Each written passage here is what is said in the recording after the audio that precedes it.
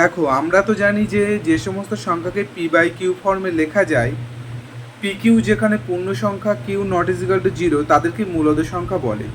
কিন্তু দশমিক সংখ্যা দিয়েও আমরা কিন্তু মূলদ সংখ্যা অমূলদ সংখ্যা বিচার করতে পারি। তো সেটাই আজ আমরা শিখে নেব। চলো খাতাতে দেখে নেওয়া যাক।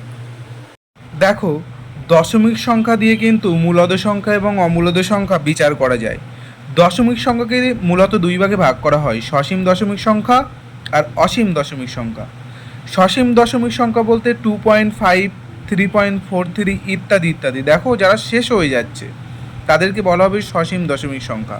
আর অসীম দশমিক সংখ্যাকে দুই ভাগে ভাগ করা হয়, একটি হলো আবৃত্ত আর একটি অনাবৃত্ত। আবৃত্ত বলতে যেটা শেষ হচ্ছে না কিন্তু একটা নিয়ম মেনে চলছে, যেমন এখানে দেখো 2.63, 63, 63, 63 এইভাবে চলছে, এদেরকে বলা হবে আবৃত্ত।